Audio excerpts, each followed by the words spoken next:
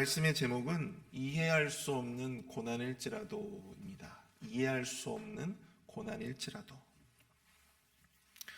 많은 사람들이 고난을 힘들어하는 이유는 고난 그 자체의 어떤 힘듦과 그 고난 자체의 고통보다도 내가 왜 이 고난을 당해야 하는지 그 이유를 이해할 수 없기 때문입니다.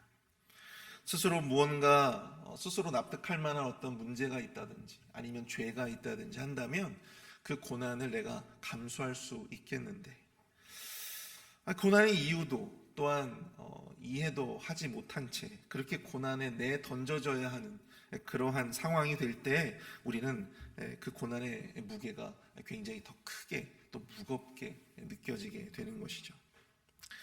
그러나 안타깝게도 우리들이 살면서 경험하는 세상의 그 모든 고난들은요, 그 이유를 알 수 없을 때가 참 많다라고 하는 사실을 우리가 깨닫게 됩니다. 왜 내가 이런 질병을 가져야 하는지, 왜 나의 사랑하는 남편이 이러한 질병을 얻어야 되는 것인지, 왜 나의 사랑하는 자녀가 왜 그런 불행을 겪어야만 하는 것인지. 사실 우리는 내가 뭘 그렇게 큰 잘못을 저질렀기에 이러한 고난을 우리가 겪어야 하는가, 그 이유에 대해서 우리는 사실 잘 알지 못할 때가 너무나도 많다는 것이죠. 오늘 우리가 읽은 본문은요, 고난의 분명한 이유를 알지 못하는, 도무지 이해할 수 없는 고난을 만나게 될 때 우리는 과연 어떻게 해야 하는가, 우리는 과연 어떤 모습으로 나아가야 할까, 그것에 대한 영적 교훈을 오늘 본문을 통해서 함께 살펴보고자 합니다. 비록 그 고난이 이해할 수 없는 고난일지라도 우리는 어떻게 해야 될까요? 첫 번째, 우리는 하나님의 주권을 인정하며 의로우신 하나님의 회복을 신뢰하며 나아가야 할 줄로 믿습니다. 비록 이해할 수 없는 고난이 우리에게 찾아온다 할지라도 우리는 하나님의 주권을 인정하며 의로우신 하나님의 회복을 신뢰해야 한다.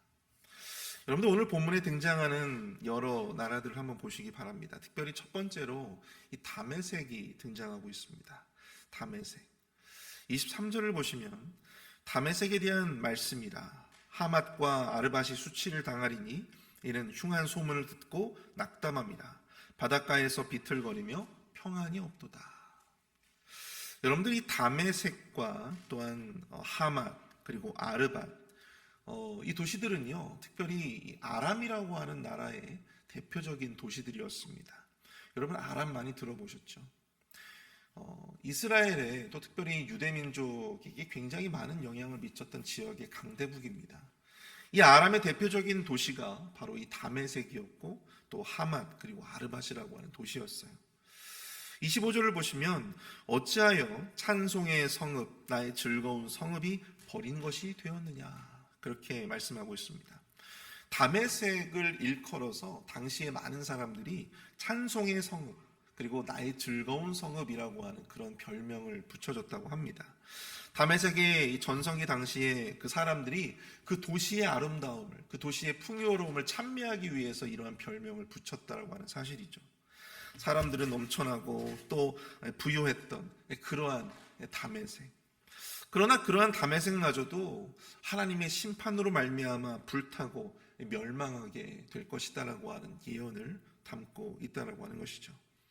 실제로 기원전 581년에 이 바벨론의 서진 정책, 서쪽으로 계속해서 진출하는 바벨론의 정책으로 말미암아 다메섹은 완전히 멸망했고요. 또 다메섹은 그 이후에 이 아람이라고 하는 나라의 어떤 독립적인 국가를 형성하지 못한 채 그렇게 남아야 했습니다. 그러니까 성경의 예언대로 그대로 성취되게 된 것이었죠. 근데 여기서 중요한 것은요, 여러분들, 우리가 전에 살펴봤던 유다의 주변 민족들, 그러니까 뭐 애굽이라든지 모압이라든지 암몬이라든지 또 어제 우리가 살펴봤던 이 에돔, 이런 나라들은 특별히 그 심판을 하는 어떤 이유에 대해서 명시되어 있는 경우도 우리가 볼 수가 있습니다. 애굽의 교만, 또 모압과 암몬이 형제 유다를 핍박하고 이스라엘을 핍박했던 그런 이유로 말미암아 그들이 고난을 당하게 되었다라고 하는 것을 성경이 명시를 하고 있어요. 그런데 오늘 우리가 살펴보는 이 다메섹, 그리고 이후에 우리가 살펴보게 될 게달과 하솔, 이런 어떤 그 민족과 나라들은 특별히 그 고난을 당해야 되는, 이런 환난을 당해야 되는 어떤 분명한 이유에 대해서 설명하고 있지 않다라고 하는 사실입니다. 다메섹은 왜 그들이 심판을 당해야 되는지 명확하게 드러나고 있지 않다라고 하는 사실이에요. 물론 죄가 있으니까 당연히 심판을 받겠죠. 그렇지만 오늘 성경을 자세히 보시면 다메섹이 어떠한 죄로 말미암아 하나님께서 그 다메섹을 심판하시는 것에 대한 어떤 그 내용이 담겨져 있지 않다라고 하는 사실입니다. 고난은 있으나, 심판은 있으나 이유가 없는, 이유를 알 수 없는 그러한 심판을 예언하고 있다고 하는 사실이죠. 게달과 하솔도 마찬가지입니다. 28절을 보십시오. 바벨론의 느부갓네살 왕에게 공격을 받은 게달과 하솔 나라들에 대한 말씀이라. 여호와께서 이와 같이 말씀하시되 너희는 일어나 게달로 올라가서 동방 자손들을 황폐하게 하라.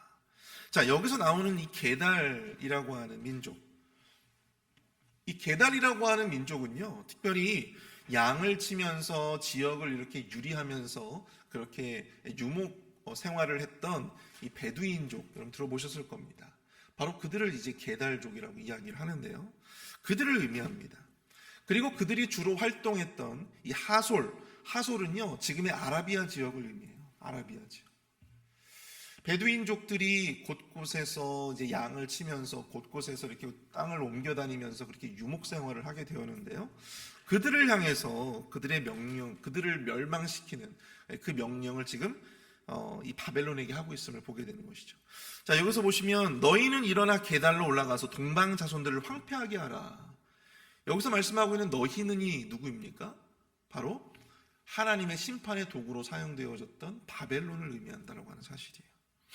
하나님의 공격 명령을 받은 바벨론으로 말미암아 그들은 그들의 양떼를 빼앗기고 그들이 가지고 있던 천막과 기구와 낙타들을 빼앗길 그런 상황 가운데 지금 놓여 있다고 하는 사실입니다. 그리고 나중에 그 땅이, 그 하솔이라고 하는 땅이 나중에 어떻게 바뀌냐면요, 큰 뱀이 거처하는 그러한 땅으로 묘사되고 있어요. 큰 뱀.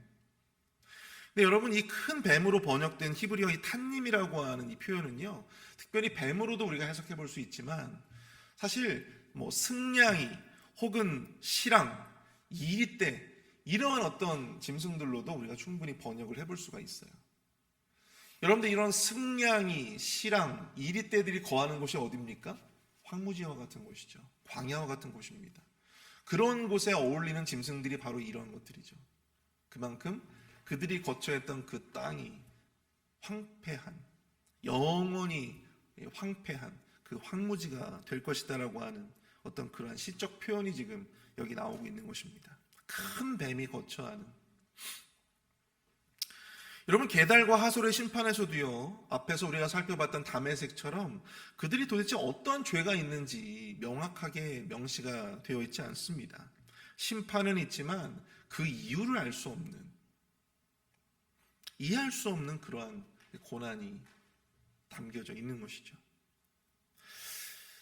저는 이 본문의 말씀을 묵상을 하면서 특별히 왜 하나님께서 이유를 알 수 없는, 또 그 이유에 대해서 정확하게 명시되어지지 않는 이러한 심판에 대한 내용들을 우리에게 말씀하실까라고 하는 사실을 여러 생각들을 해보았습니다.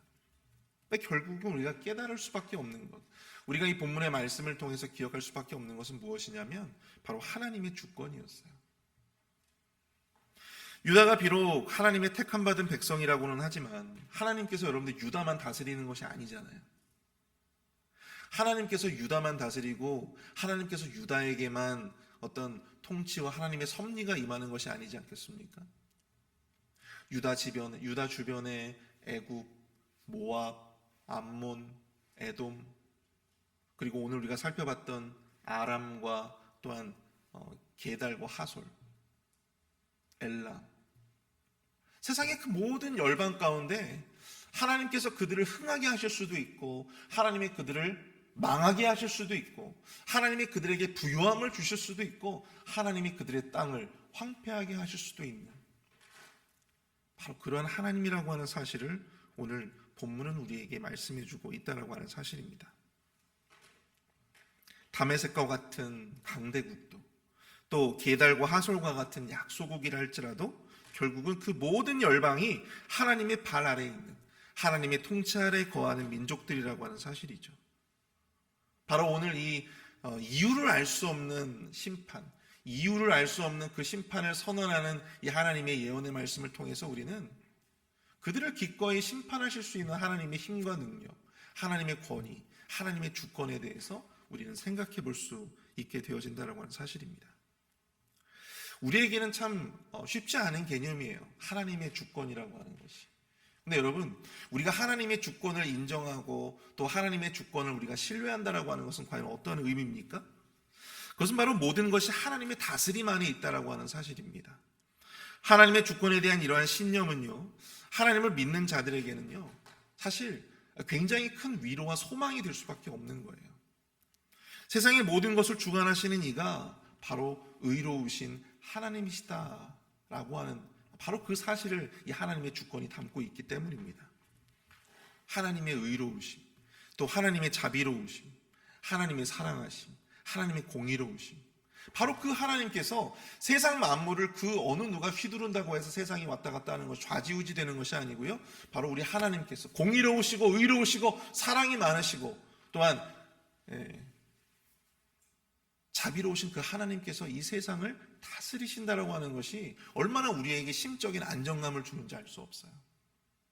어떤 변덕쟁이, 어떤 신이 이 세상을 다스린다고 하면 우리의 마음이 얼마나 불편하고 우리의 마음이 얼마나 불안하겠습니까?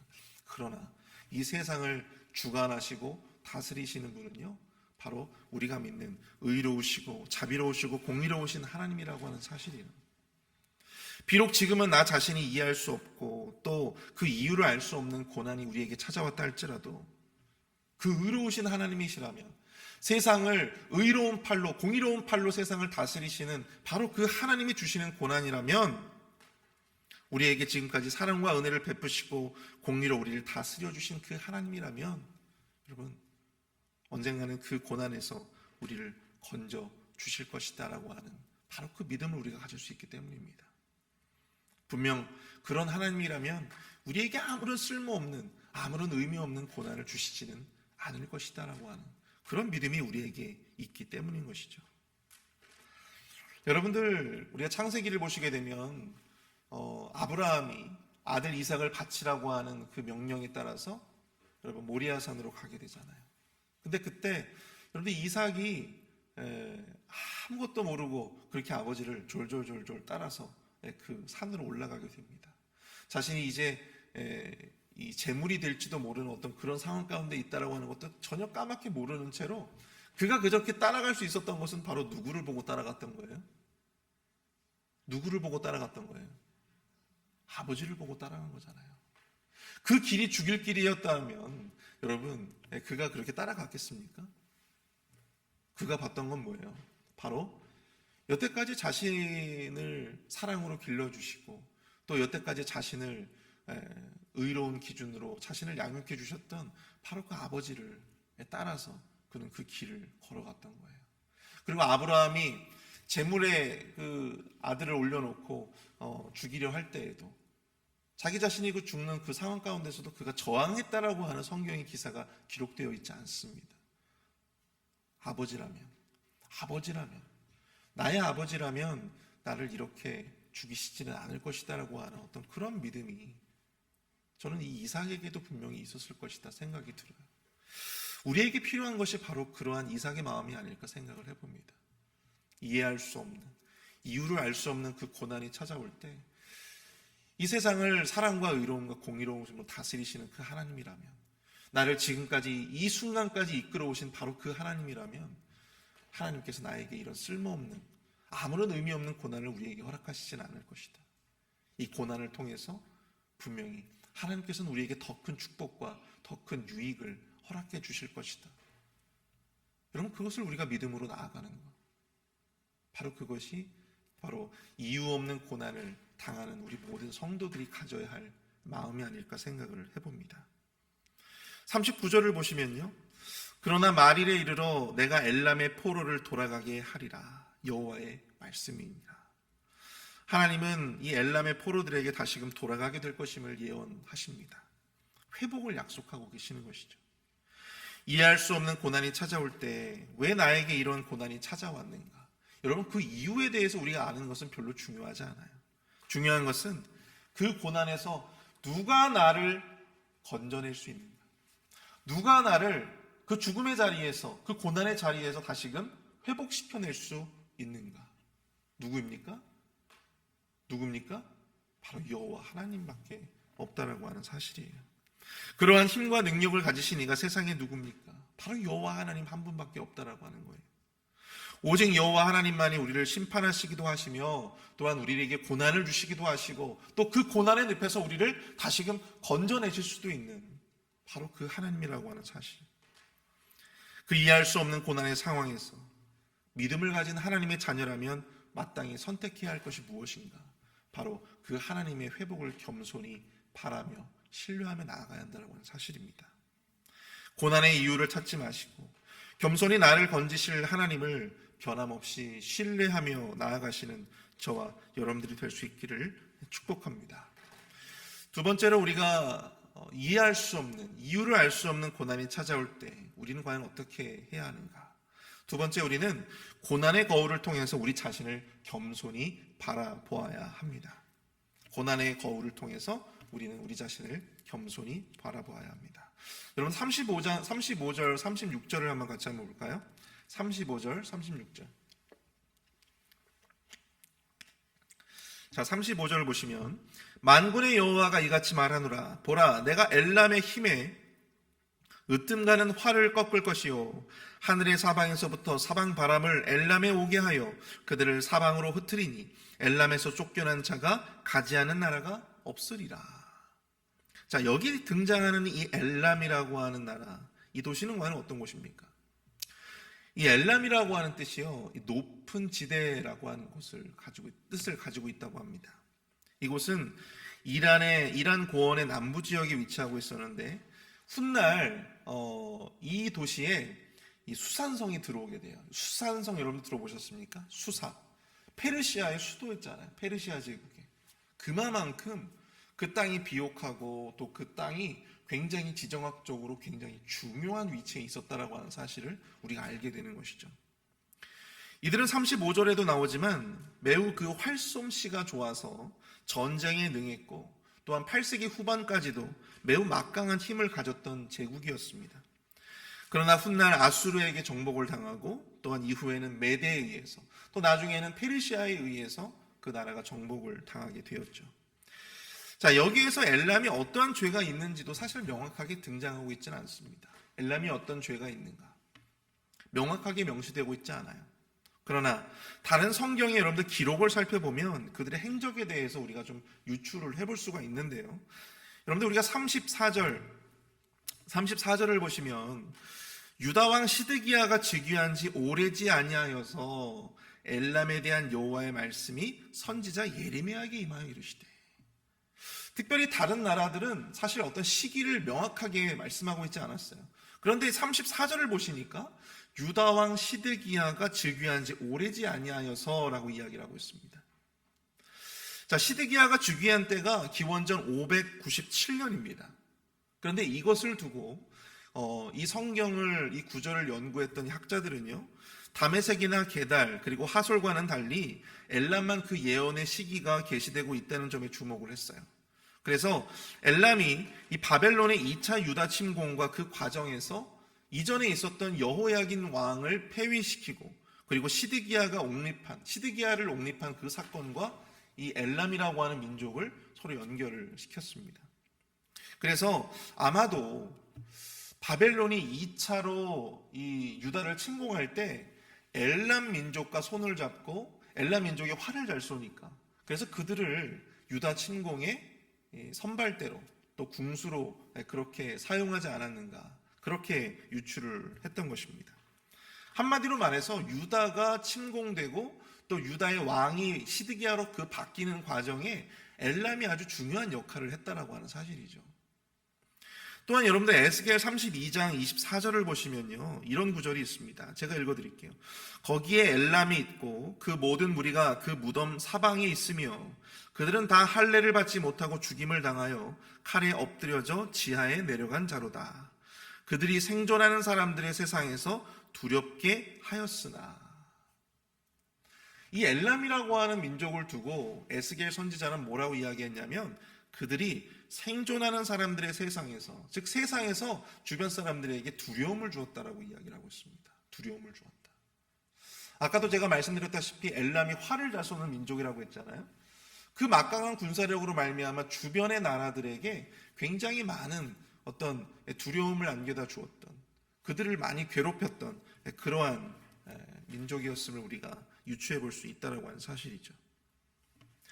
자, 이러한 문제로 또 이러한 죄목으로 하나님께서는 이 엘람에게 심판을 선언했다고 학자들은 유추해 보고 있습니다.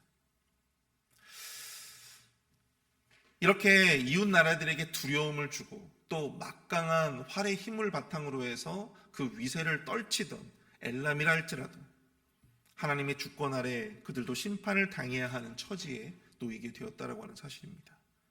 죽임을 당하고 또 칼에 엎드려지는 수치를 당하게 될 것입니다. 그들의 뛰어난 활솜씨는요, 하나님께서 그들에게 주신 재능이었어요. 축복이었습니다. 그런데 그들은 그 재능을 이웃나라를 괴롭히고 또 이웃나라에게 두려움을 주고 또 유다를 멸망시키는 데 일조하는 그러한 모습들을 자행했다라고 하는 사실이죠. 자신을 과시하고 또 자기 교만의 근거로 바로 이 활을, 하나님이 주신 재능을 사용했다라고 하는 것입니다. 결국 그 죄로 말미암아 그들도 똑같이 이웃나라의 바벨론의 또한 아수르의 메대의 심판을 받게 되었다라고 하는 사실이죠. 여러분, 이것을 통해서 우리가 무엇을 깨달을 수가 있습니까? 이 고난이라고 하는 것은 마치 이 거울과 같다는 생각을 해봅니다. 우리는 고난이라고 하는 거울을 통해서 여러분 다른 그 어떤 누구가 아니고 바로 나 자신을 바로 볼 줄 알아야 합니다. 하나님이 주신 그 축복의 은사와 재능을 하나님이 주신 그 목적에 따라서 하나님의 뜻에 따라서 사용해야 하는데 그것을 어떤 자신의 힘을 과시하고 또 자기 자신의 어떤 교만함을 드러내는 그러한 주변 사람들을 괴롭히고 또 주변 사람들에게 두려움을 주는 어떤 그러한 용도로 우리가 활용한다면 하나님께서 결국에는 그것을 어떻게 하시는 거예요? 거두어 가신다라고 하는 사실입니다. 하나님이 주신 우리에게 주신 물질, 하나님이 우리에게 주신 권력, 하나님이 우리에게 주신 그 모든 선물들, 그 은혜의 선물들도 결국은 그것이 하나님의 뜻에 따라서 올바른 방향으로 쓰여지지 않을 때 그 모든 것들을 하나님께서 거두어 가시고 오히려 그것으로 말미암아 하나님의 징벌을 피할 수밖에 없게 된다. 피할 수 없는 징벌을 받게 될 것이다. 축복이 아니라 죄의 올무로 쓰여질 수밖에 없다. 여러분, 로마서 6장 13절 아주 유명한 말씀이죠. 또한 너희 지체를 불의의 무기로 죄에게 내주지 말고 오직 너희 자신을 죽은 자 가운데서 다시 살아난 자같이 하나님께 드리며 너희 지체를 의의 무기로 하나님께 드리라. 여러분, 엘람이 가졌던 그 하나님의 놀라운 축복의 재능, 그것을 이웃나라를 무너뜨리고 또 이웃나라를 괴롭히고 두려움을 주는 어떤 그러한 용도로 사용했기에 결국 그들은 그와 똑같은 심판을 피할 수 없는 그런 심판을 당하게 되었습니다. 우리의 모든 지체, 또 우리가 가지고 있는 모든 소유, 우리가 가진 모든 재능, 권력, 이 모든 것이 하나님을 위한 의의 무기로 온전히 올려드려지는 그러한 인생이 되실 수 있기를 축복합니다. 고난의 거울을 통해서 내가 지금까지 가지고 있었던 나의 어떤 허물들, 나의 어떤 죄악들, 이런 것들을 바로 분별하여서 하나님께로 다시금 나아올 수 있는, 돌아갈 수 있는 어떤 그러한 은혜가 오늘 또한 이 말씀을 접하는 우리 모두에게 있게 되어지기를 축복합니다. 함께 오늘 말씀을 생각하시면서 기도하며 나아가도록 하겠습니다.